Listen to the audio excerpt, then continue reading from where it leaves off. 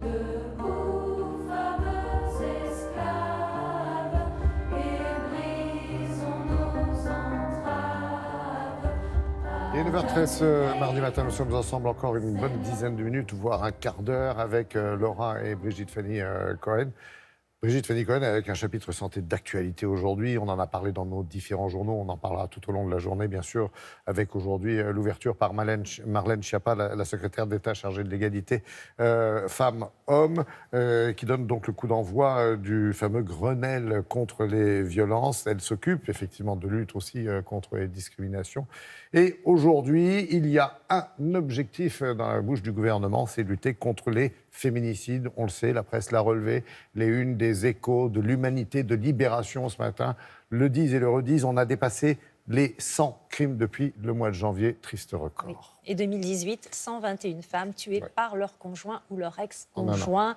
Des femmes de tous âges, de 18 à 90 ans, tuées souvent dans des conditions très sordides. Enfin, un phénomène intolérable, d'où l'existence de ce Grenelle qui va réunir les ministres concernés, des associations, les services publics concernés également, des associations de victimes, des familles de victimes. Alors, en marge de ce Grenelle, il est temps aussi de donner peut-être un coup de projecteur à ces associations qui s'occupent des femmes qui subissent des violences sexistes, des violences sexuelles, qui font souvent un travail remarquable, et notamment l'association Stop aux violences sexuelles, qui prend en charge des victimes donc de violences sexuelles d'une façon tout à fait originale, parce que l'objectif, bien sûr, c'est de les aider à se reconstruire après ce traumatisme, parce que les violences sexuelles font des dégâts, mais vraiment considérables sur la santé physique et psychique de ces victimes. Donc les aider à se reconstruire, bien sûr, par toutes sortes de moyens thérapeutiques, mais aussi en leur proposant, et c'est très original, des séances d'escrime thérapeutiques. J'ai été violée à l'âge adulte, sous menace d'une arme. Et en fait, je me suis rendu compte que j'avais subi des viols dans l'enfance. Donc j'ai été prise en charge pour syndrome post-traumatique complexe. Quand on a subi des violences, particulièrement des violences sexuelles dans l'enfance, mais quand on subit des violences, on est contaminé par l'énergie meurtrière en fait, de la personne qui vous agresse. Je me rendais compte qu'il y avait une rage, vraiment une violence contenue en moi qui ne me quittait pas et qui est nécessaire d'aller ressortir parce que sinon, en fait, elle devient autodestructrice. L'atelier d'escrime, c'est vraiment une prise en charge qui permet aux patients de prendre conscience de cette énergie de mort, de cette agressivité et de l'exprimer, de s'en débarrasser.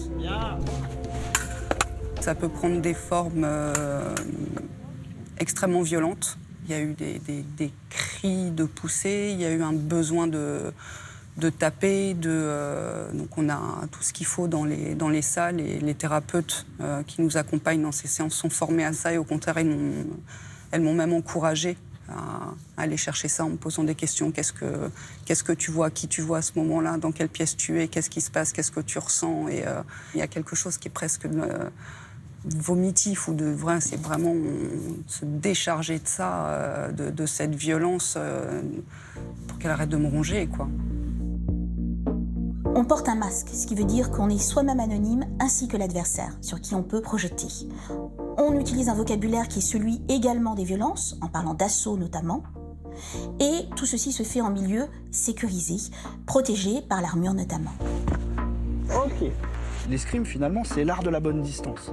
Si tu es super centré et super bien ancré dans le sol, tu vas pouvoir, sur le thème de la protection, faire échouer l'attaque parce que tu vas reculer. Et justement, c'est ce que je vous expliquais en début de séance.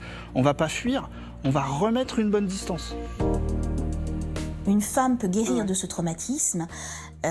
On ne l'oublie pas, mais il reste présent dans la mémoire et non plus dans la vie de tous les jours. Ok. Ben voilà. L'escrime m'a permis de dénouer là où il fallait, là où ça devenait nécessaire, parce que c'est ma vie qui était en jeu, en fait. Merci. J'aurais pu en mourir et j'ai perdu des amis de ça. Quand je dis de ça, c'est des violences sexuelles.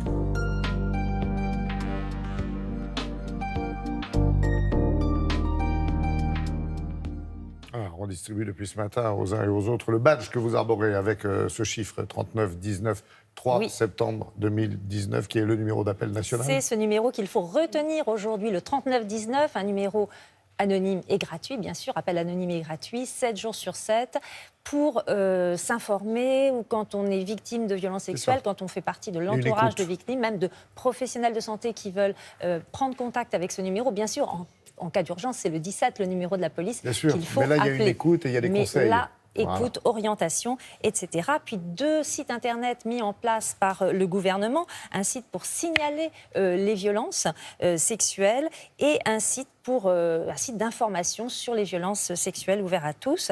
Je vous conseille aussi le site de l'association Stop aux violences sexuelles, donc stopauxviolencessexuelles.com, et cette BD qui mis en place sort par le gouvernement aussi, ce dernier site. Oui, une BD aussi. Cette BD qui sort le 18 septembre, qui justement raconte l'histoire de 3 femmes victimes de violences sexuelles et qui font de l'escrime thérapeutique. Ça s'appelle Touché par Quentin Zuiton aux éditions Payot Graphique. Merci beaucoup, Brigitte Fanny.